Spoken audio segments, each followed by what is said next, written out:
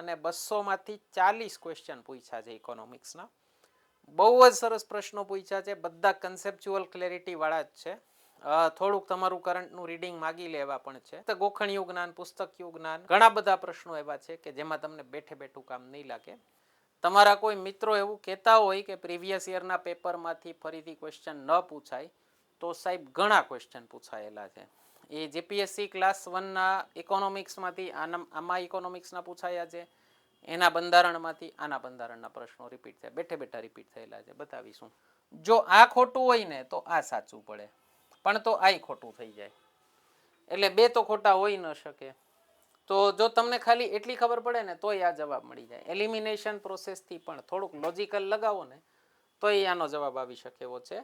તમે economic survey નો વાંચ્યો હોય ને તોય કોમન સેન્સથી આનો જવાબ આપી શકો, એટલો સિમ્પલ ક્વેશ્ચન છે. ઇકોનોમિક સર્વે જોઈને મૂકી ન દેવો ક્વેશ્ચન. ફરીથી આ પ્રશ્ન પણ મને કેન્સલ થાય એવો લાગે છે. તમે વિચાર કરો, ફેબ્રુઆરીમાં બજેટ આવ્યું હતું અને જાન્યુઆરીમાં એના પર પ્રશ્ન આવ્યો છે, 11 મહિના પછી. અમે તો વર્ષોથી કહી છીએ, લગભગ 7 વર્ષથી આપણે બજેટનું લેક્ચર દર વર્ષે મૂકીએ છીએ અને અમે કહીએ છીએ કે નેક્સ્ટ બજેટ આવે ને ત્યાં સુધી આ બજેટના પ્રશ્નો તમને પરીક્ષામાં પૂછાઈ શકે. તો એક વિનંતી કે બજેટનું લેક્ચર ખાસ જોઈ લેવું અને ચેનલ ખાસ સબસ્ક્રાઈબ કરી લેવી, નોટિફિકેશન બેલ દબાવી દેવું અને વિડીયો લાઈક કરી લેવો, લાઈક કરીને હાઈપ પણ કરી દેવું.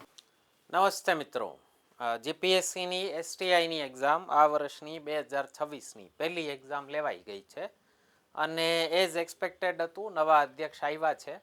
આપણે એમની જે પ્રીવિયસ એક્ઝામ્સ જોઈ બધી, એ બધીમાં ટફનેસનું લેવલ એક સારું એવું મેન્ટેન કરેલું હતું અને ફરીથી યુપીએસસી લેવલ જ મેન્ટેન કરેલું છે. જે લોકો સિરિયસલી તૈયારી નહોતા કરતા એ લોકોની રાડ નીકળી ગઈ છે. જે લોકો ડેપ્થથી કન્સેપ્ચ્યુઅલી સમજી અને ભણતા હતા એ લોકો માટે પાસ કરવું પેપર અઘરું નથી. અને ખરેખર કહું તમને તો અઘરા ક્વેશ્ચન્સ પૂછ્યા હોય ને, થોડુંક વિચારવું પડે એવા પ્રશ્નો પૂછ્યા હોય તો સિરિયસ તૈયારી કરતા વિદ્યાર્થીઓને ક્યારેય એમાં વાંધો ન હોય. એમાં વાંધો કોને હોય? જે લોકો ફક્ત ટાઈમપાસ કરે છે, ગોખણપટ્ટી કરે છે, અને એવા ટીચર્સને વાંધો હોય જે ખાલી ગોખણપટ્ટી કરાવે છે. જે કન્સેપ્ચ્યુઅલી ભણાવતા હોય એ લોકોને તો મજા આવી જાય કે હવે મારા લેવલનું પેપર નીકળે છે જીપીએસસીમાં. તો આજના વિડીયોમાં આપણે ઇકોનોમિક્સનું પેપર સોલ્યુશન લઈને આવ્યા છીએ.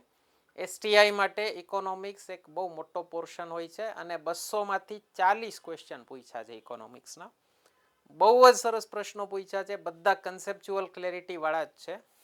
થોડુંક તમારું કરંટનું રીડિંગ માગી લેવા પણ છે અને તમને ફક્ત ગોખણિયું જ્ઞાન, પુસ્તકિયું જ્ઞાન, ઘણા બધા પ્રશ્નો એવા છે કે જેમાં તમને બેઠે બેઠું કામ નહીં લાગે. તમારે બુદ્ધિથી વિચારવું પડશે, ડેટા જે હોય એને થોડોક એપ્લાય કરવો પડશે, એનું થોડુંક એનાલિસિસ કરવું પડશે, પછી જવાબ આવશે.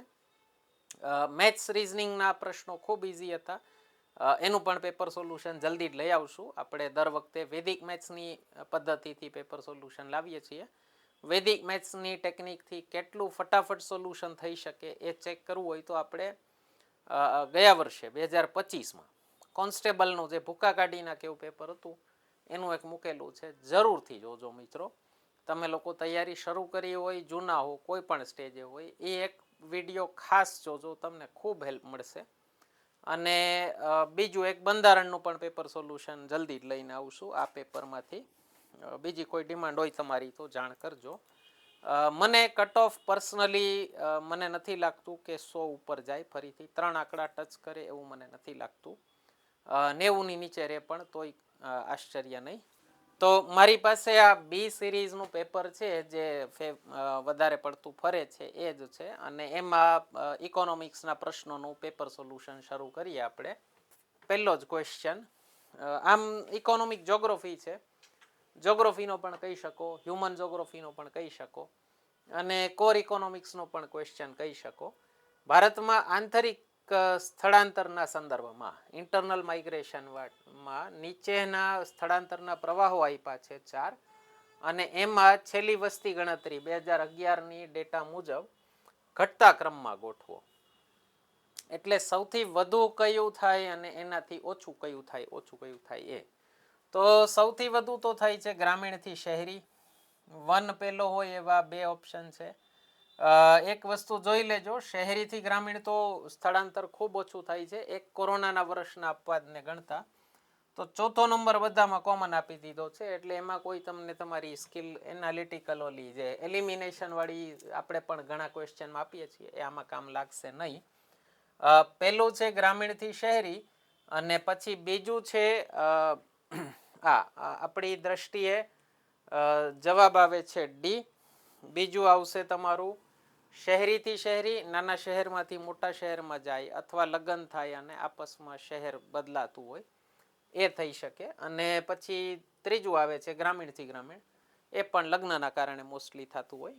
અને ચોથું છે શહેરીથી ગ્રામીણ. બરાબર છે. એના પછીનો પ્રશ્ન છે ત્રીજો, મુક્ત વેપાર બંદરો, ફ્રી ટ્રેડ પોર્ટ વિશે નીચેના વિધાનો ધ્યાને લો, કયું સાચું છે એ ચકાસો. તો પેલું કીધું છે એફટીપી ની વિભાવનામાં વેપાર માલવાહક વ્યવસ્થા એટલે ટ્રાન્સપોર્ટેશન, વૈશ્વિક પુરવઠા શૃંખલાના એકીકરણને પ્રોત્સાહન આપવા માટે ઉદારીકૃત જકાત પ્રક્રિયાઓનો સમાવેશ થાય. આમાં તમારો કીવર્ડ આ છે ઉદારીકૃત જકાત પ્રક્રિયા. જેટલા પણ ફ્રી ટ્રેડ પોર્ટ કે ફ્રી ઓલા આપણે સ્પેશિયલ ઇકોનોમિક ઝોન કે વગેરે જેટલા પણ બન્યા છે એમાં એક મેઇન ફીચર શું હોય છે એનું જકાત, એટલે કે તમારા જે ટેક્સીસ હોય એ ઉદારીકૃત પ્રક્રિયા મીન્સ એમાં ઓછા ટેક્સીસ લાગતા હોય. તો એક આ છે. બીજું કીધું છે તમામ એફટીપી એક સમાન વૈશ્વિક સંધિ હેઠળ વિશ્વ વેપાર સંસ્થા WTO વર્લ્ડ ટ્રેડ ઓર્ગેનાઇઝેશન દ્વારા સંચાલિત થાય છે. નહીં, આ ખોટું છે. જે તે દેશની સંસદ દ્વારા લાગુ પડતું હોય, દરેક દેશમાં હોય પણ નહીં આ રીતના કેન્દ્રો. અને એમાં ટેક્સ કેટલો લગાવવો, શું સુવિધા આપવી, એ બધું જે તે દેશની સરકાર નક્કી કરતી હોય. તો જવાબ આવશે તમારો એ, ફક્ત એક.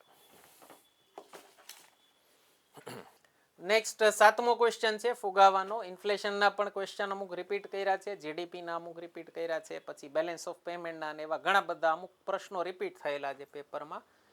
મને પર્સનલી ખરાબ લાગે, મને એમ થાય કે યાર થોડુંક વેરાયટી વધારે પૂછો. એની હાવ ફુગાવાથી દેવાદારોને ફાયદો. દેવાદારો એટલે ડેટર્સ કહેવાય છે ઇંગ્લિશમાં. ડેટર મીન્સ તમે લોન લીધેલી હોય તો તમે દેવાદાર કહેવાઓ. તો દેવાદારોને ફાયદો કઈ રીતે થાય ફુગાવાથી તમે સમજજો. આજે તમે 10 લાખની લોન લ્યો છો, એ તમે 5 વર્ષે ચૂકવો તો 5 વર્ષ પછી 10 લાખ રૂપિયાની કિંમત એટલી ને એટલી નો રહી ગઈ હોય, એટલે ત્યારે એની ખરીદ શક્તિ ઘટી ગઈ હોય. તો એનાથી ડેટરને દેવાદારને ફાયદો થાય છે. બરાબર છે.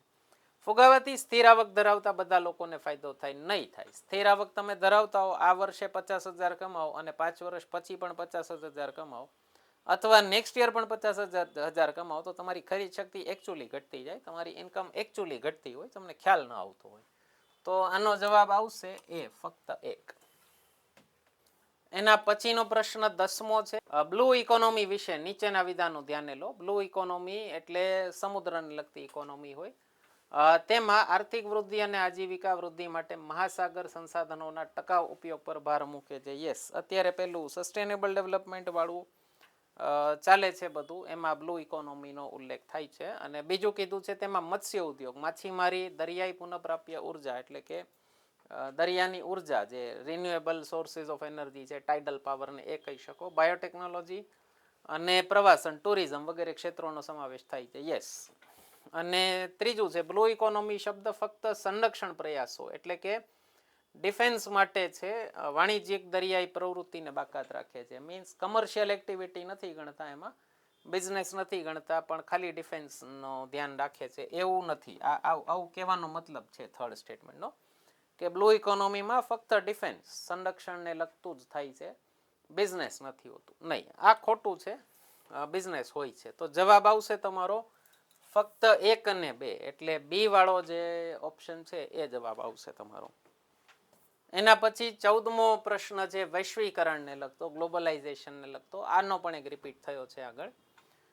શું કીધું છે વૈશ્વિકરણનો ભાગ કયો નથી? ગ્લોબલાઇઝેશન માં શું ન આવે આમાંથી? આયાત જકાતમાં ઘટાડો એટલે ઇમ્પોર્ટ ટેરિફમાં ઘટાડો આવે. ઇમ્પોર્ટ તમારી ટેરિફ હટાવી દો તો બધા દેશો આપસમાં મુક્ત વ્યાપાર કરી શકે. આયાત કોટા નાબૂદ કરવો, યસ આ પણ આવે. પહેલા ભારતમાં પણ હતું કે અમુક વસ્તુઓના ઇમ્પોર્ટ કોટા રહેતા કે આનાથી વધુ તમે મગાવી જ ન શકો, તો આ પણ આવે. ભારતમાં પહેલા ઇમ્પોર્ટ ટેરિફ પણ ખૂબ હતા. ત્રીજું, વિદેશી પ્રત્યક્ષ મૂડી રોકાણ એટલે એફડીઆઈમાં મુક્ત પ્રવાહને મંજૂરી આપવી, યસ આ પણ ગ્લોબલાઇઝેશન જ કહેવાય. ભારતમાં પહેલા ત્રણેય નહોતા. અને ચોથું છે જાહેર ક્ષેત્રના સાહસોનું વિનિવેશ અથવા વિમૂડીકરણ એટલે કે પ્રાઇવેટાઇઝેશન ઓફ ગવર્મેન્ટ કંપનીઝ. આ ભારતમાં થયું હતું બધું એક સાથે. 91માં જે પેલી નવી ઇન્ડસ્ટ્રીયલ પોલિસી આવી હતી અને આપણે જે એક ફેમસલી કહેવાય છે એલપીજી, લિબરલાઇઝેશન, પ્રાઇવેટાઇઝેશન, ગ્લોબલાઇઝેશન, એ ત્રણેય આમાં જ આવ્યું હતું. પણ આ વસ્તુ છે ને એ પ્રાઇવેટાઇઝેશનમાં આવે, ગ્લોબલાઇઝેશનમાં ન આવે. તો કયું ભાગ નથી?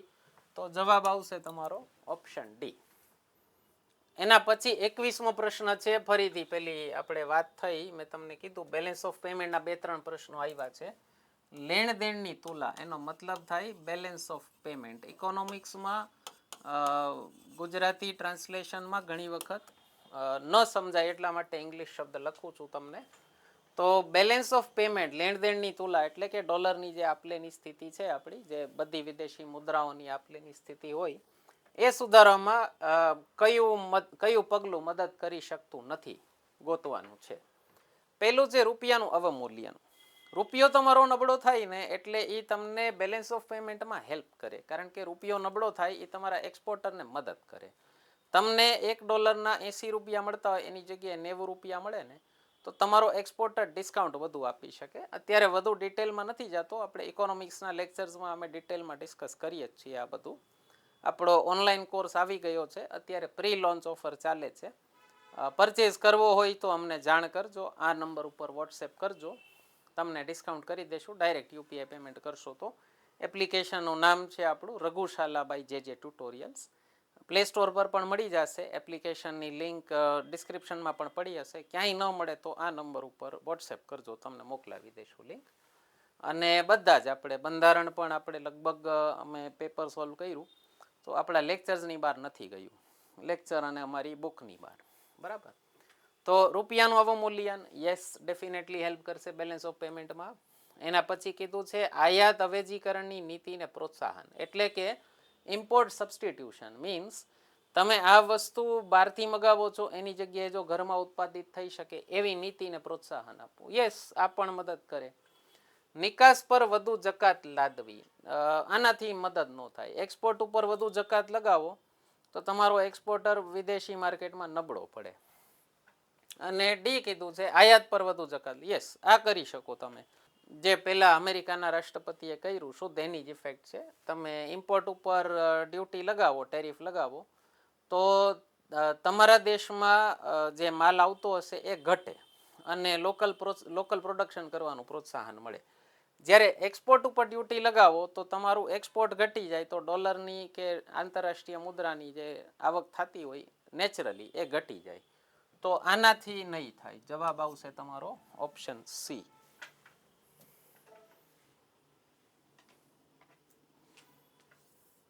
નેક્સ્ટ, છોટા નાગપુર પ્લેટોમાં લોખંડ અને સ્ટીલના ઉદ્યોગોના ભૌગોલિક સ્થાનિકીકરણમાં એની જોગ્રાફી નક્કી કરવામાં કયું પરિબળ સૌથી નિર્ણાયક ભૂમિકા ભજવે છે? આનો જવાબ આવે છે સી, કોકિંગ કોલસા અને ઉચ્ચ ગ્રેડનો લોહ અયસ્કના ભંડારોની નજીકની ઉપલબ્ધતા. કોઈ પણ મોટી ઇન્ડસ્ટ્રી નાખવી હોય ને તો એમાં અમુક ફેક્ટર કામ કરતા હોય. એક તો રો મટીરિયલ મળી રહેતું હોય તો થઈ શકે. તો અહીંયા રો મટીરિયલ છે. ફર્સ્ટ કીધું છે તમને નિકાસ માટે મોટા મહાનગરીય ગ્રાહક બજારો અને બંદરોની. બંદર તો બહુ દૂર છે ત્યાંથી, બંદરો નજીક નથી. બીજું એક ફેક્ટર હોય ઇન્ડસ્ટ્રી નાખવા માટે કે બંદર નજીક હોય તો એક્સપોર્ટ તમે સહેલાઈથી કરી શકો. દામોદર વેલી પ્રોજેક્ટમાંથી ઉત્પન્ન થતી સસ્તી જળ વિદ્યુતની ઉપલબ્ધતા નહીં. મેઇન એનું કારણ આ છે ટૂંકમાં. બરાબર છે. એક ટ્રાયને લગતો પ્રશ્ન છે. આ પ્રશ્ન બંધારણમાં પણ આવી શકે પણ આમ વધારે પડતો મને ઇકોનોમીનો લાગે છે. રેગ્યુલેશનને લગતો છે, કાયદા વાળો કહી શકો, બંધારણમાં પણ ગણી શકાય. બરાબર. શું કીધું છે? ટ્રાય ટેલિકોમ ક્ષેત્રમાં દરો, સેવાની ગુણવત્તા અને સ્પેક્ટ્રમ સંબંધિત ભલામણોનું નિયમન કરે છે. યસ કરે છે. બીજું કીધું છે ટ્રાઈને સરકારી મંજૂરી વિના સ્પેક્ટ્રમ હરાજીની રૂપરેખા પર બંધન કરતા નિયમો જારી કરવાનો નહીં. કોઈ ઓથોરિટી હોય એને સરકારની મંજૂરી વિના કામ ન કરી શકે. અને 3 છે ટ્રાઈની ભલામણો સામાન્ય રીતે સલાહકારી સ્વરૂપની હોય છે, પરંતુ સરકારે મુખ્ય નીતિગત નિર્ણયો પહેલા ટ્રાઈની ભલામણ માગવી આવશ્યક છે. ડેફિનેટલી આ પણ છે. તો જવાબ આવશે આનો ઓપ્શન બી, ફક્ત 1 અને 3. એટલે ટ્રાઈની ભલામણો સરકાર માટે સલાહકારી જ હોય, પણ અમુક વસ્તુઓ હોય જેમ કે સ્પેક્ટ્રમ એલોકેશન કરવું, કોઈ કંપની ટેલિકોમ કંપની ઉપર કોઈ ફાઇન લગાવવો, એવું કંઈ હોય તો એના માટે સરકાર ટ્રાઈની ભલામણ માગી શકે છે. બરાબર છે. 29મો છે પૂર્ણ હરીફાઈમાં પેઢીઓની મુક્ત અવરજવર પ્રતિબંધિત છે. ફરીથી કોમ્પિટિશન ઉપર 2 કે 3 ક્વેશ્ચન આ જ પેપરમાં છે, અને આપણે ક્લાસ 1નું પેપર સોલ્યુશન મૂક્યું હતું જે લાસ્ટ યરની એપ્રિલ મહિનામાં જીપીએસસી ક્લાસ 1ની એક્ઝામ લેવાની, એમાં ઇકોનોમિક્સના બહુ સરસ પ્રશ્નો પૂછ્યા હતા. એનું પણ આપણે પેપર સોલ્યુશન મૂકેલું છે. તમારા કોઈ મિત્રો એવું કહેતા હોય કે પ્રીવિયસ યરના પેપરમાંથી ફરીથી ક્વેશ્ચન ન પૂછાય, તો સાહેબ ઘણા ક્વેશ્ચન પૂછાયેલા છે. એ જીપીએસસી ક્લાસ 1ના ઇકોનોમિક્સમાંથી આમાં ઇકોનોમિક્સના પૂછાયા છે, એના બંધારણમાંથી આના બંધારણના પ્રશ્નો રિપીટ થયા, બેઠે બેઠા રિપીટ થયેલા છે, બતાવીશું. તો એક એ પણ જોઈ લેજો. પ્રીવિયસ યર પેપર સોલ્યુશન અમે લોકો મૂકીએ છીએ, ખૂબ મહેનતથી મૂકીએ છીએ. જોઈ લેશો તમને ખૂબ ફાયદો થશે. બરાબર. પૂર્ણ હરીફાઈમાં પેઢીઓની મુક્ત અવરજવર પ્રતિબંધિત છે નહીં. પરફેક્ટ કોમ્પિટિશન હોય તો એમાં પેઢીઓની મુક્ત અવરજવર થતી જ હોય. આ સેમ બેઠો ક્વેશ્ચન હતો, ગયા વખતે આ જ વિધાન પૂછેલો હતો. અલ્પહસ્તક ઇજારામાં પેઢીઓ ઘણી બાબતોમાં પરસ્પર નિર્ભર હોય છે. અલ્પહસ્તક ઇજારો એટલે ઓલિગોપોલી કહેવાય ઇંગ્લિશમાં. ઓલિગોપોલી એટલે જેમાં ઓછા પ્લેયરનો દબદબો હોય. ટૂથપેસ્ટ માર્કેટ કહી શકો તમે, કે જેમાં ટૂથપેસ્ટ બનાવતી કંપનીઓ બહુ ઓછી છે, અને પોતપોતાની કેટેગરીમાં એનો વન કાઇન્ડ ઓફ ઇજારો પણ હોય, અને પરસ્પર નિર્ભરતા ઘણી બધી હોય એ લોકોની. બરાબર. તો આમાં જવાબ છે આવશે તમારો ઓપ્શન બી, ફક્ત 2. બરાબર. મુક્ત અવરજવર પ્રતિબંધિત નથી. મુક્ત અવરજવર એનું એક લક્ષણ જ હોય. નેક્સ્ટ છે 36મો ચોખ્ખા ઘરેલું ઉત્પાદન એનડીપી નો અંદાજ કાઢવા માટે કુલ ઘરેલું ઉત્પાદન એટલે કે જીડીપીમાં ઘસારાને ઉમેરવામાં આવે છે. આમાં ઘસારો ઘટાડવામાં આવતો. ઘસારો એટલે ડેપ્રિસિએશન. ફરીથી આપણે ક્લાસરૂમમાં ડિસ્કસ થાય છે બેઠે બેઠું. અત્યારે ડિટેલમાં જવાનો સમય નથી મારી પાસે. ઓલરેડી ઘણા બધા પ્રશ્નો છે, વિડીયો લાંબો થવાનો છે. અર્થતંત્રનું એનડીપી હંમેશા તેના જીડીપી કરતા ઓછું હોય. યસ, જીડીપીમાં ઘસારો માઇનસ કરો એટલે એનડીપી આવે, તો એનડીપી ઘટી જ જાય. બરાબર. ચોખ્ખા રાષ્ટ્રીય ઉત્પાદન એનએનપી નેટ નેશનલ પ્રોડક્ટના અંદાજ મેળવવા માટે કુલ રાષ્ટ્રીય ઉત્પાદનમાંથી ઘસારો બાદ કરવામાં. જો તમે ખાલી સી અને બી સમજો ને તો તમને ખબર પડી જાય કે એ ખોટો જ છે, કારણ કે અહીંયા ગ્રોસનું નેટ થયું, કુલમાંથી ચોખ્ખું થયું, અહીંયા ઘસારો બાદ કર્યો છે, આ ઓછું છે. એક જ ખોટું હોઈ શકે. તો જો તમે બી અને સી સમજી જાઓ ને, બી માં કીધું છે એનડીપી જીડીપી કરતા ઓછું હોય. જો આ ખોટું હોય ને તો આ સાચું પડે, પણ તો આ ખોટું થઈ જાય. એટલે બે તો ખોટા હોઈ ન શકે. તો જો તમને ખાલી એટલી ખબર પડે ને તોય આ જવાબ મળી જાય. એલિમિનેશન પ્રોસેસથી પણ થોડુંક લોજિકલ લગાવો ને તો આનો જવાબ આવી શકે એવો છે. ડી કીધું છે દેશનો સંભવિત જીડીપી બદલાતો રહે છે. આ તો બધાને કોઈને પણ ખ્યાલ હોય, સાચું જ હોય. તો તમારો જવાબ આવશે ઓપ્શન એ, 36માનો. નેક્સ્ટ છે 43મો નાણાં બજાર એટલે મની માર્કેટમાં ટૂંકા ગાળાના ભંડોળનું બજાર છે. યસ, ટૂંકા ગાળાનું જ હોય છે. અને બીજું છે નાણાં બજાર આરબીઆઈ માટે તરલતા સમાયોજનના સાધન તરીકે કાર્ય કરે છે. ફરીથી આનું ઇંગ્લિશ થાય છે લિક્વિડિટી એડજસ્ટમેન્ટ ફેસિલિટી, LAF કરી અને શબ્દ હશે. તમે ઇકોનોમિક્સ ભણ્યા હશો તો તમારા માટે આ પરિચિત શબ્દ હશે. તો આનો જવાબ આવશે બંને, સી આવશે આનો 43નો, 1 અને 2 બંને. નેક્સ્ટ પ્રશ્ન છે 50મો વિનિવેશ એટલે કે ડિસઇન્વેસ્ટમેન્ટ પ્રાઇવેટાઇઝેશન શ્રેષ્ઠ રીતે કેવી રીતે વ્યાખ્યાયિત કરી શકાય. ખાનગી કંપનીઓના શેરનું સરકારી ક્ષેત્રને વેચાણ નહીં, એને તો સરકારનું ઇન્વેસ્ટમેન્ટ કહેવાય. ખાનગી કંપનીઓના રોકાણમાં ઘટાડો નહીં, જાહેર કંપનીઓના રોકાણમાં ઘટાડો. અને ડી કીધું છે સરકારી કંપનીઓના શેરનું ખાનગી ક્ષેત્રને વેચાણ. હવે આમાં તમે મને ઓપ્શન ફરજિયાત સિલેક્ટ કરવાનું કહો ને તો હું ડી કરું, પણ સી અને ડી બંને ડિસઇન્વેસ્ટમેન્ટનો પાર્ટ છે જ, એટલે આ પ્રશ્ન મારી દ્રષ્ટિએ કેન્સલ થવો જોઈએ. છતાંય તમને એમ કહો કે કોઈ એક પસંદ કરવો છે તો ડી કરી શકો તમે. 51મો HDI ઉપર છે, માનવ વિકાસ સૂચકાંક ઉપર. નીચેનામાંથી કયાનો સંયુક્ત સૂચકાંક છે? આનો જવાબ આવે છે માથાદીઠ આવક, શૈક્ષણિક પ્રાપ્તિ અને અપેક્ષિત આયુષ્ય. જે 3 ક્રાઇટેરિયા હોય છે HDI ના, હ્યુમન ડેવલપમેન્ટ ઇન્ડેક્સના. આપણે જીડીપી બનાવીએ ત્યારે ડિટેલમાં ડિસ્કસ થતું હોય છે આ વસ્તુ. તો 51નો જવાબ આવશે સી. HDIમાં શું હોય? એક આવક તો ગણવાની જ છે, પ્લસ જન્મના સમય અપેક્ષિત આયુષ્ય અને શિક્ષણ કેટલું મેળવે છે, મીન યર્સ ઓફ સ્કૂલિંગ અને expected years of schooling.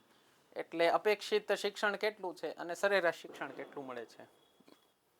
Next છે 58મો વાસ્તવિક જીડીપી એટલે કે રિયલ જીડીપી એ આપેલ વર્ષમાં ઉત્પાદિત તમામ વસ્તુઓ અને સેવાઓનું બજાર મૂલ્ય છે. સાહેબ બજાર મૂલ્ય હોય ને તો એને નોમિનલ જીડીપી કહેવાય. એટલે માર્કેટ વેલ્યુ જે હોય, જેવું દેખાતું હોય જીડીપી, એને નોમિનલ જીડીપી કહેવાય. એમાંથી ઇન્ફ્લેશન એટલે કે ફુગાવો માઇનસ કરો તો તમને રિયલ એટલે કે વાસ્તવિક જીડીપી મળે. તો આ ફર્સ્ટ નહીં આવે.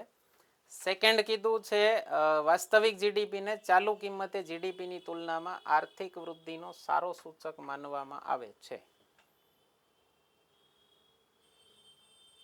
ચાલુ કિંમતે જીડીપીની તુલના મીન્સ નોમિનલ જીડીપી અગેન. તો નોમિનલ જીડીપીની તુલનામાં વાસ્તવિક જીડીપીને, રિયલ જીડીપીને સારો સૂચક માનવામાં આવે છે. Definitely yes. આમાંથી ઇન્ફ્લેશન માઇનસ કરો પછી તમને સાચું ખબર પડે એકચ્યુઅલ ગ્રોથ કેટલો થયો છે. તો તમારો જવાબ આવશે ઓપ્શન બી, ફક્ત 2. નેક્સ્ટ 65મો છે જીએસટી વિશે. ઇનપુટ ટેક્સ ક્રેડિટ કરની એટલે કે ટેક્સની કાસ્કેડિંગ ઇફેક્ટને દૂર કરે છે અને એક રીતે તૈયાર વસ્તુઓની કિંમત ઘટાડવામાં મદદ કરે. કેસ્કેડિંગ ઇફેક્ટ એટલે શું થાય? તમે જ્યારે રિટેલર થઈ અને ફાઇનલ પ્રોડક્ટ વેચશો તો તમારી અગાઉના જેટલા ફેક્ટરીવાળાએ જીએસટી દીધો હશે, ડિસ્ટ્રીબ્યુટરે જીએસટી દીધો હશે, એ તમારા દીધેલા જીએસટીમાંથી તમને બાદ મળી જાય, એને કહેવાય ઇનપુટ ટેક્સ ક્રેડિટ. તો એને કહેવાય કેસ્કેડિંગ ઇફેક્ટમાંથી મુક્તિ મળી. નહીંતર બધા જીએસટી આપે, બધા ટેક્સ આપે તો શું હોય? ગ્રાહકને છેલ્લે કિંમત વધી જાય. તો કિંમત ઘટાડવામાં મદદ કરે છે. યસ. અને વ્યક્તિગત ઉપયોગ માટે વસ્તુઓ અને સેવાઓ પર ઇનપુટ ટેક્સ ક્રેડિટની મંજૂરી નથી. નહીં, તમે બિઝનેસ કરતા હો એના માટે તમે કોઈ વસ્તુ પરચેસ કરી હોય તો તમને એના ઉપર ઇનપુટ ટેક્સ ક્રેડિટ મળે. તમારા પોતાના ઉપયોગ માટે લીધું હોય તો ન મળે. બરાબર. નેક્સ્ટ છે 75. કયો મુક્ત વેપાર કરાર એફટીએ? ભારતે હમણાં તાજેતરમાં ઘણા બધા એફટીએ કર્યા. તો એમાં ભારત અને પશ્ચિમી દેશ વચ્ચે, એક તો સમજો પશ્ચિમી દેશ કીધું છે એટલે જાપાન, ઓસ્ટ્રેલિયા નીકળી ગયું. બૈચા બે યુકે અને કેનેડા. પશ્ચિમી દેશ વચ્ચે કાર અને ઇલેક્ટ્રોનિક્સ પરની જકાત ઘટાડીને દ્વિપક્ષીય વેપાર. કાર ઉપર વાત થઈ છે તો યુકે સાથે વાત થઈ છે. કાંઈ ન ખબર હોય ને એવી રીતે ટૂંકો મારો ને કે ટાટાએ આપણી જેગવાર ખરીદી હતી યુકેની, તો પણ મારી શકો કે કાર છે તો બની શકે યુકે જશે. એના પછી 80મો છે આર્થિક સર્વેક્ષણ, ઇકોનોમિક સર્વે ઉપર પ્રશ્ન પૂછી લીધો છે. 2024-25ના સંદર્ભે નીચેના વિધાનો ધ્યાને લો. તમે ઇકોનોમિક સર્વે નો વાંચ્યો હોય ને તોય કોમન સેન્સથી આનો જવાબ આપી શકો, એટલો સિમ્પલ ક્વેશ્ચન છે. ઇકોનોમિક સર્વે જોઈને મૂકી ન દેવો ક્વેશ્ચન. શું કીધું છે? બાગાયત, પશુપાલન અને મત્સ્ય ઉદ્યોગ જેવા ઉચ્ચ મૂલ્ય ધરાવતા ક્ષેત્રો એકંદરે કૃષિ વિકાસના મુખ્ય ચાલક બન્યા છે. તમે કોમન સેન્સથી વિચારો ને, ગુજરાતી હો તમે તો તમે સિમ્પલ વિચારી શકો કે પશુપાલન, મત્સ્ય ઉદ્યોગ એટલે દૂધ અને ફિશરીઝમાં ખેડૂતોને વધુ આવક થાય. તો ડેફિનેટલી આ સાચું છે. બીજું શું કીધું છે? ભારતનો વિદેશી હુંડિયામણ ભંડાર 2 મહિનાની આયાતને પણ આવરી લેવા માટે પૂરતો નથી. નહીં, આપણે મોર દેન 10 months આપણો જે ફોરેન એક્સચેન્જ રિઝર્વ છે, વિદેશી હુંડિયામણ ભંડાર, એ મોર દેન 10 months 10 મહિના કરતાં વધુની ઇમ્પોર્ટ આપણે કરી શકીએ એટલો થઈ ગયો છે. તો તમારો જવાબ આવશે એ, ફક્ત 1, ફક્ત પહેલો સાચો છે. 83 છે વૈશ્વિક નવીનતા સૂચકાંક એટલે ગ્લોબલ ઇનોવેશન ઇન્ડેક્સ. ઓકે, શું કહે છે આ?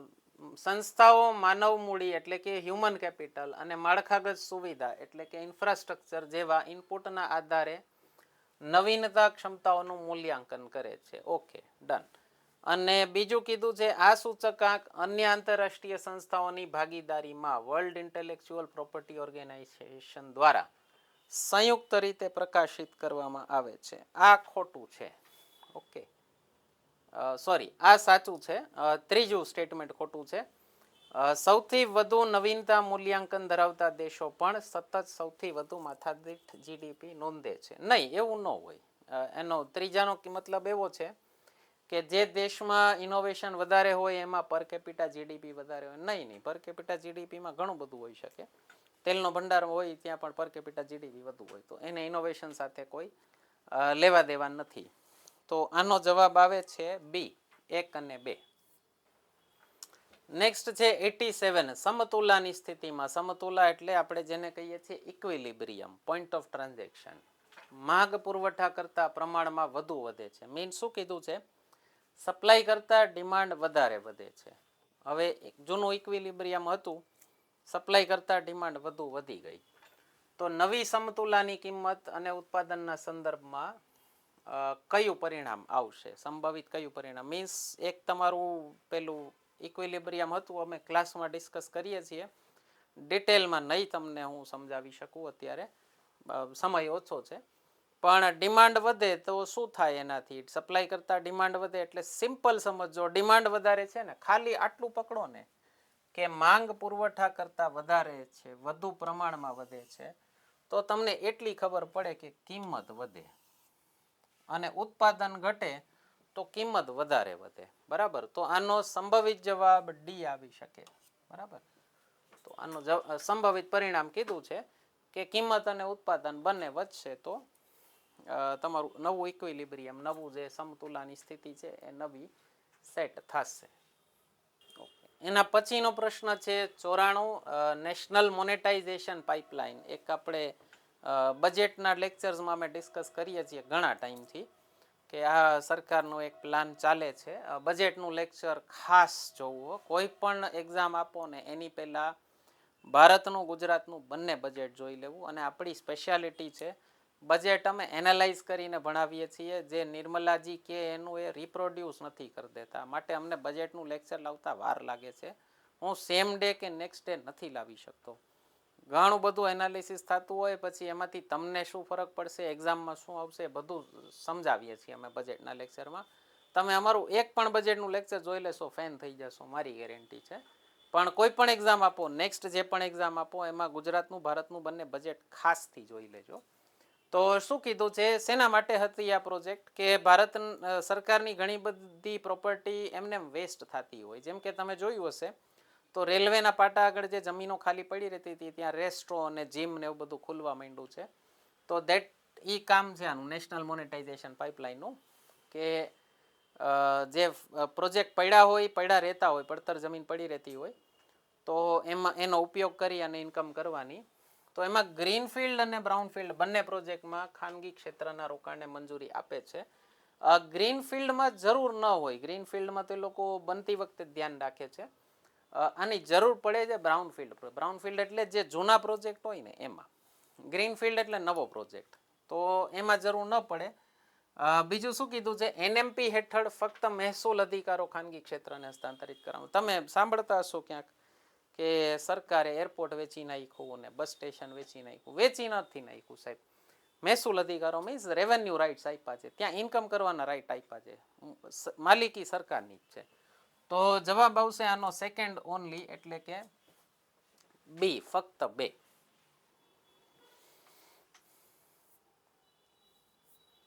બિઝનેસની ભાષામાં મહેસૂલ અધિકારો એટલે રેવન્યુ રાઇટ્સ, એટલે એ થયા જે આ વર્ષનું છે ને આ વર્ષ પૂરતું જ છે. બીજા અધિકારો હોય કેપિટલ રાઇટ્સ. કેપિટલ રાઇટ્સ એટલે દર વર્ષે મળશે એવું નથી, કેપિટલ માલિકી નથી આપી દીધી.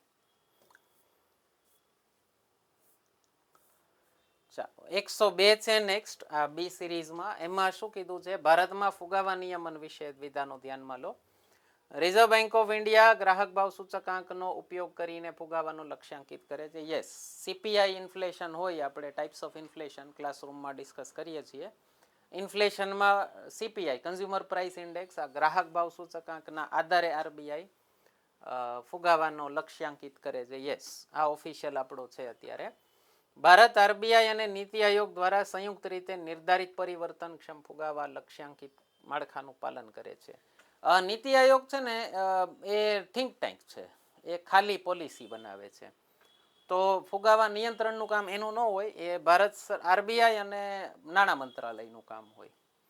ત્રીજું છે નાણાકીય નીતિ સમિતિના નિર્ણયોને ન્યૂનતમ સભ્ય સંખ્યાની જરૂર છે. યસ, 6 માંથી 4 સભ્યો હોય તો જ મીટિંગ થઈ શકે છે.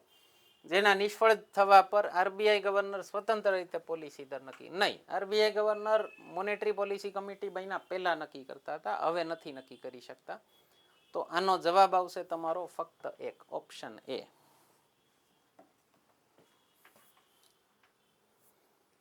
એના પછીનો પ્રશ્ન છે 106. આરટીએ એટલે કે રિજનલ ટ્રેડ એગ્રીમેન્ટ્સ. આપણે જેમ હમણાં એફટીએ જોયું ફ્રી ટ્રેડ એગ્રીમેન્ટ, એવી રીતે રિજિયનમાં હોય પ્રાદેશિક વેપાર કરારો. શું છે? ચોક્કસ ભૌગોલિક ક્ષેત્રમાં બે કે તેથી વધુ દેશો વચ્ચે મુક્ત વેપારને સરળ બનાવવા માટે કરવામાં આવતી સંધિઓ છે. યસ, છેલ્લા ઘણા વર્ષોમાં આરટીની સંખ્યામાં ઘટાડો તો નહીં વધી છે, એટલે મીન્સ ઓકે છે, સ્ટેબલ છે, ઘટી નથી. હમણાં ચાઇનાનું જે થયું હતું, ભારત પણ એમાં સામેલ થવાનું હતું, પછી છેલ્લી ઘડીએ નીકળી ગયું. આસિયાન પ્લસ 6 દેશોનું થવાનું હતું, ભારત નીકળી ગયું એટલે આસિયાન પ્લસ 5 દેશોનું થયું. નિયમોને અધીન ડબલ્યુટીઓ હેઠળ આરટી અધિકૃત છે. યસ, ડબલ્યુટીઓ હેઠળ જ આવે છે. તો આનો જવાબ આવશે 1 and 3, ઓપ્શન બી, 106 નો. નેક્સ્ટ 113મો છે રાજકોષીય નીતિ વિશે નીચેના વિધાનો ધ્યાને લો. રાજકોષીય નીતિ એટલે ફિસ્કલ પોલિસી, સરકારી ખર્ચ અને કરવેરા સાથે સંબંધિત છે. યસ, ભારત સરકાર જે પણ નીતિઓ લગાવે અથવા ફાઇનાન્સ મિનિસ્ટ્રી, એને ફિસ્કલ પોલિસી કહેવાય. રાજકોષીય નીતિનો અર્થતંત્રના એકંદર પ્રદર્શન પર ઊંડો, યસ ડેફિનેટલી સૌથી ઊંડો પ્રભાવ એકચ્યુઅલી તો આનો જ હોય. તો જવાબ આવશે તમારો ઓપ્શન સી, 1 અને 2 બંને. Next gig economy. અત્યારે પેલું આપણે જોયું હશે તમે 31 ડિસેમ્બરના પેલા સ્વિગી ઝોમેટોમાં પેલા બ્લિંકિટ વાળાને ઘણા બધાએ હડતાલ કરી હતી, એના ઉપરથી પ્રશ્ન આવી ગયો છે કે કામચલાઉ અર્થતંત્ર. ગીગ એટલે જે લોકો કોન્ટ્રાક્ચ્યુઅલ એમ્પ્લોયમેન્ટ ઉપર છે, જે પરમેનન્ટ નથી.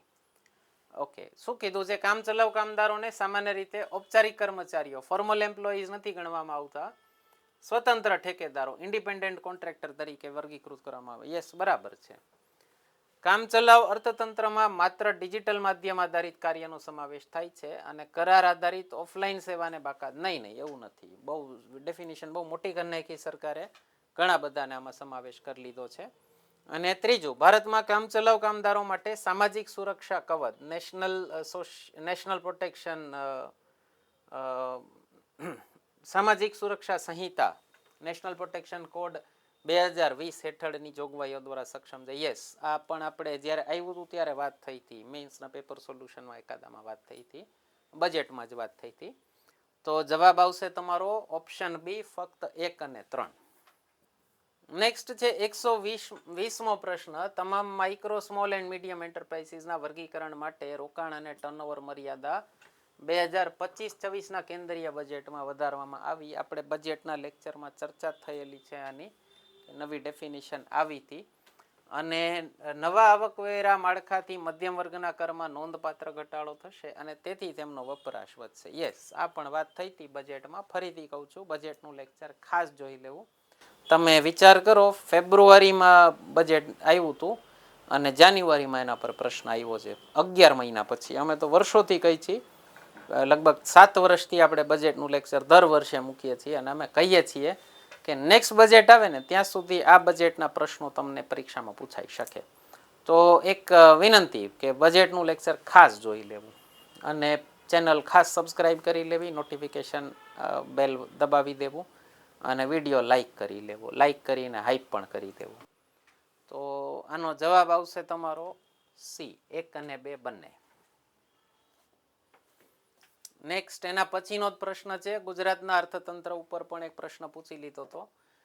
ભારતમાં મીઠાનું સૌથી મોટું ઉત્પાદક છે. યસ, અને ડેરી ક્ષેત્રમાં મુખ્યત્વે સહકારી મોડલ પ્રભુત્વ ધરાવે. યસ, બરાબર બંને આવશે. જવાબ આવશે સી, 1 અને 2 બંને. 126મો પ્રશ્ન છે નેક્સ્ટ.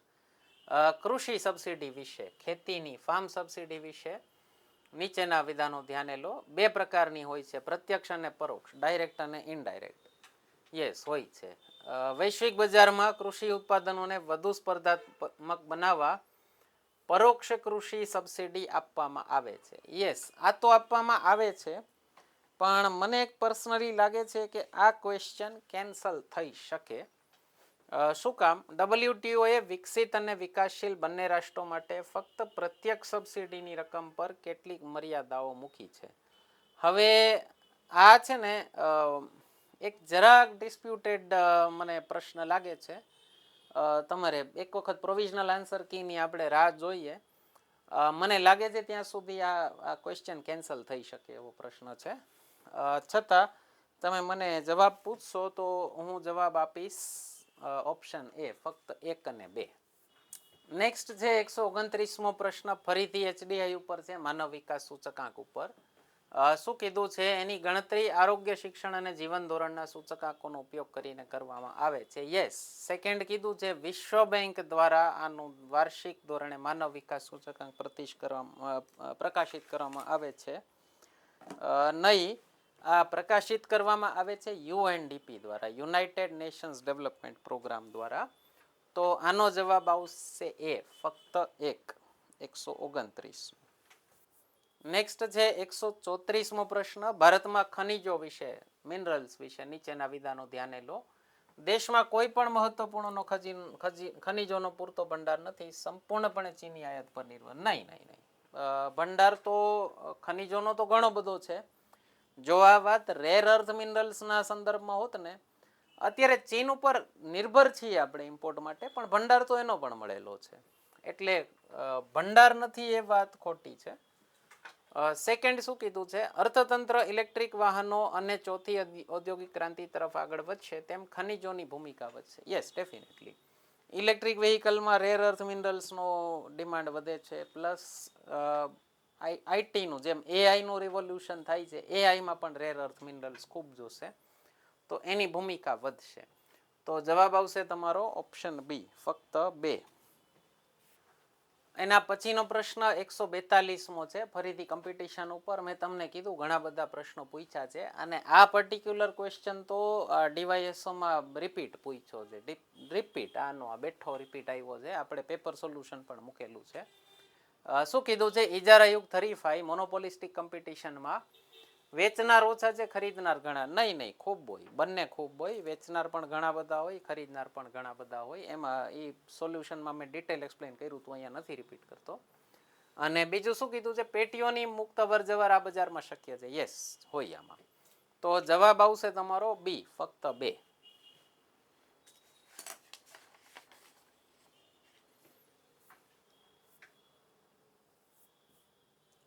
એના પછી 149મો છે ગ્રીન રેવોલ્યુશન ઉપર, હરિયાળી ક્રાંતિ વિશે. બધા પ્રદેશોમાં હરિયાળી ક્રાંતિ એક સરખી ફેલાઈ ન હતી. યસ, બરાબર છે. પંજાબ, હરિયાણા અને વેસ્ટર્ન ઉત્તર પ્રદેશ આટલામાં વધારે એનો હતો ઝુકાવ. ઊંચી ઉપજ આપતી જાતોના બીજ ખૂબ મોંઘા હતા. હાઈ yielded વેરાયટી સીડ્સ કીધા છે, HYV. આ HYV નો ઉલ્લેખ આગળ પાછો પેપરમાં ફરીથી આપ્યો છે. યસ, ખૂબ મોંઘા હતા. આ ક્રાંતિના કારણે સમય જતા શ્રીમંત અને ગરીબ ખેડૂતો વચ્ચેનો આર્થિક તફાવત ઘટ્યો. એવું તો ભારતમાં કોઈ જગ્યા નથી. અને આ જ કારણથી પૈસાદાર અને ગરીબ ખેડૂતો વચ્ચેનો અંતર વધ્યો છે કે એ બી મોંઘા હતા ને, એટલે જે લોકો પાસે પૈસા હતા એ લોકો પોતાની ઉત્પાદન વધારી શક્યા નતા, એ પાછળ રહી ગયા. તો જવાબ આવશે 1 અને 2 બંને. 2. તો જવાબ આવશે ઓપ્શન એ, ફક્ત 1 અને 2. નેક્સ્ટ પ્રશ્ન છે 154, ફુગાવા. ફરીથી ઇન્ફ્લેશનનું આવી ગયું. બધી આયાતી ચીજ વસ્તુઓના ભાવમાં વધારો, એટલે ઇમ્પોર્ટ કરેલી વસ્તુઓના ચીજમાં ભાવ વધારો નહીં. વસ્તુઓ અને સેવાઓના ભાવના સામાન્ય સ્તરમાં સતત. યસ, આ ડેફિનેશન જ છે. આપણે ઇન્ફ્લેશનથી જ શરૂ કરીએ છીએ ઇકોનોમિક્સ. પહેલી ડેફિનેશન જ આ લખાવીએ છીએ, કોન્સ્ટન્ટ રાઇઝ ઇન પ્રાઇસીસ, સતત ભાવ વધારો. જવાબ આવે ઓપ્શન બી. સી શું કીધું છે? ખોરાક, કપડાં, રહેઠાણ જેવી જીવન જરૂરિયાતની વસ્તુ નહીં, બધી વસ્તુમાં વધારો હોય.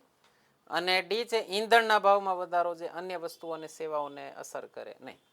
જવાબ આવશે ઓપ્શન બી. એના પછીનો છે 161મો પ્રશ્ન ઇકોનોમિક્સનો. ઘણા બધા પ્રશ્નો પૂછ્યા, ઇકોનોમિક્સના 40 પ્રશ્નો પૂછ્યા છે અને થાકી જવાય એવું પેપર છે, બહુ લેન્ધી પેપર છે, મતલબ 2 કલાકમાં વાંચવું સંભવ નથી. લેણ દેણની તુલામાં ફરીથી બેલેન્સ ઓફ પેમેન્ટ, મૂડી ખાતામાં નીચેનામાંથી કયાનો સમાવેશ થાય છે? આનો પણ આપણે ઉલ્લેખ ડીવાયએસઓના ઇકોનોમિક્સના પેપરમાં થયેલો છે, તો એક વખત જોઈ લેજો, રિપીટ થયા છે આ પ્રશ્નો પણ. તો બેલેન્સ ઓફ પેમેન્ટમાં 2 અકાઉન્ટ હોય, ફરીથી રેવન્યુ કેપિટલ. રેવન્યુ એટલે આ વર્ષે મળ્યા ને આ વર્ષે ખાઈ પીને ભૂલી જવાનું. કેપિટલ એટલે આ વર્ષે મળ્યા, ઘણા વર્ષો સુધી કામ લાગવાના. તો આંતરરાષ્ટ્રીય દેવું, યસ, તમે લોન લ્યો તો લાંબો સમય સુધી ચૂકવવી પડે. ખાનગી રેમિટન્સ, રેમિટન્સ એટલે વિદેશમાં રહેતા લોકો ભારતમાં પોતાના સગાઓને પૈસા મોકલે ને રેમિટન્સ કહેવાય. એ વન ટાઈમ હોય, એ નો આવે. ફોરેન ડાયરેક્ટ ઇન્વેસ્ટમેન્ટ અને ફોરેન ઇન્સ્ટિટ્યુશનલ ઇન્વેસ્ટમેન્ટ, પ્રત્યક્ષ વિદેશી રોકાણ, સંસ્થાકીય વિદેશી રોકાણ, આ બંને આવશે. તો 1, 3, 4 આ ત્રણેય આવશે. જવાબ આવશે ઓપ્શન ડી. નેક્સ્ટ છે 164મો, ભારતના તાજેતરના આર્થિક વિકાસના અંદાજો વિશે નીચેના વિધાનો ધ્યાને લો. શું કીધું છે? બહુપક્ષીય સંસ્થાઓ એટલે મલ્ટીલેટરલ ઓર્ગેનાઇઝેશન દ્વારા ભારતના વૃદ્ધિના અંદાજો સતત મધ્યમ 1 અંકના ગાળાની શ્રેણીમાં રહ્યા છે. 6-7 જેવું એ લોકો કહે છે, IMF ને વર્લ્ડ બેંક ને એ બધા. તો યસ, આને કહી શકો. આંતરરાષ્ટ્રીય નાણાં ભંડોળે IMF આવનારા નાણાકીય ચક્ર માટે ભારતને વિશ્વની સૌથી ઝડપથી વિકસતી મુખ્ય અર્થવ્યવસ્થાઓમાં વારંવાર સ્થાન આપ્યું. યસ, આ સાચું છે. અને ત્રીજું, ભારતના 9 થી 11% વૃદ્ધિનો અંદાજ છેલ્લા 3 વર્ષમાં આંતરરાષ્ટ્રીય નાણાં ભંડોળના તમામ મૂલ્યાંકનોમાં સ્થિર રહ્યો. કાશ હોત 11%, જો સારું કહેવાય. આ નથી. જવાબ આવશે સી, ફક્ત 1 અને 2. 10% જેવું ચાઇના જેવા તાનાશાહીમાં સંભવ થઈ શકે. ભારત લોકતંત્ર છે, એની પોતાની લિમિટેશન હોય, થઈ જાય તો બહુ સારું. બરાબર. નેક્સ્ટ 168મો પ્રશ્ન છે. 1948ના, મને ફરીથી આ પ્રશ્ન પણ મને કેન્સલ થાય એવો લાગે છે. બતાવું તમને શું કામ. 1948ના ઔદ્યોગિક નીતિ ઠરાવમાં સમાજવાદી અર્થતંત્રની પદ્ધતિ રજૂ કરવામાં આવી નહીં. આપણે મિશ્ર અર્થતંત્રની પદ્ધતિ રજૂ કરી હતી. કેપિટલિઝમ, મૂડીવાદ અને સમાજવાદ બંનેનું મિશ્રણ. અને ડી વાળો છે ને એ પણ ખોટો છે. હાલમાં ફક્ત 6 ઉદ્યોગોને ફરજિયાતપણે ઔદ્યોગિક પરવાનગી જરૂરી છે. ફક્ત 2 ક્ષેત્રો જાહેર ક્ષેત્ર માટે અનામત છે, એટલે કે લીગલાઇઝ મોનોપોલી જેવું કહી શકો. ફક્ત 2 ક્ષેત્રો એવા છે જેમાં સરકાર માટે મોનોપોલી છે. આ બહુ જૂનો પ્રશ્ન છે સાહેબ. રેલવેમાં તો ઘણા ટાઈમ પહેલા થઈ ગયું, મોનોપોલી હટાવી દીધી, પ્રાઇવેટાઇઝેશન આવી ગયું, મીન્સ લિબરલાઇઝેશન થઈ ગયું. અને તમે જાન્યુઆરી 2026માં આ પ્રશ્ન પૂછો, ડિસેમ્બર મહિનામાં જે સરકારે ન્યુક્લિયરમાં બિલ પાસ કર્યું છે, શાંતિ બિલ, કે ન્યુક્લિયર એનર્જીમાં પ્રાઇવેટ કંપનીઝને છૂટ આપી છે. તો જાન્યુઆરીમાં તમે આ પ્રશ્ન પૂછો, એક સરકારી સંસ્થા પૂછે, તો સારું ન કહેવાય. મારી દ્રષ્ટિએ એ અને ડી બંને ખોટા છે. છતાંય તમે એમ કહો કે એક ઓપ્શન પૂછવાનો છે, ટીક કરવાનો છે, તો એ શું કામ? ન્યુક્લિયર અને રેલવેમાં હજી સ્ટ્રેટેજિક મોનોપોલી ગવર્મેન્ટ પાસે છે. સ્ટ્રેટેજી ગવર્મેન્ટ નક્કી કરે છે, પણ પ્રાઇવેટ પ્લેયર્સને છૂટ આપી દીધી છે. કરંટ અફેર્સમાં તમે મને કહો તો સાહેબ વ્યાજબી ન કહેવાય. બરાબર. તો હમણાં જે શાંતિ બિલ હમણાં જ આવ્યું, તો આમાંથી મોનોપોલી વહી ગઈ છે અત્યારે. બરાબર. નેક્સ્ટ છે 178.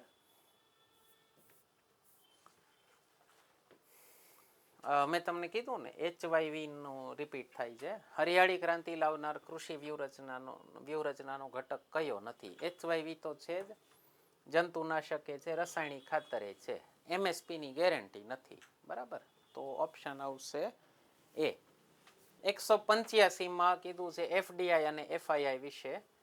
આપણે આ પણ લેક્ચરમાં ખૂબ ડિટેલમાં ડિસ્કસ થાય છે. ફરીથી કહી દઉં, આપણો ઓનલાઈન કોર્સ આવી ગયો છે, પ્રી લોન્ચ ઓફર ચાલે છે, ઘણું ડિસ્કાઉન્ટ રેટમાં મળી જશે. આ નંબર ઉપર વોટ્સએપ કરજો, તમને એપ્લિકેશનની લિંક મોકલાવી દેશું અને યુપીઆઈ આઈડીથી ડાયરેક્ટ પેમેન્ટ કરશો તો તમને ઘણું બધું ડિસ્કાઉન્ટ કરાવી દેશું અને આપણે કન્સેપ્ચ્યુઅલ ક્લેરિટી સાથે ભણાવીએ છીએ. અહીં સુધી તમે આવ્યા છો તો એટલો તો આઈડિયા તમને આવી ગયો હશે.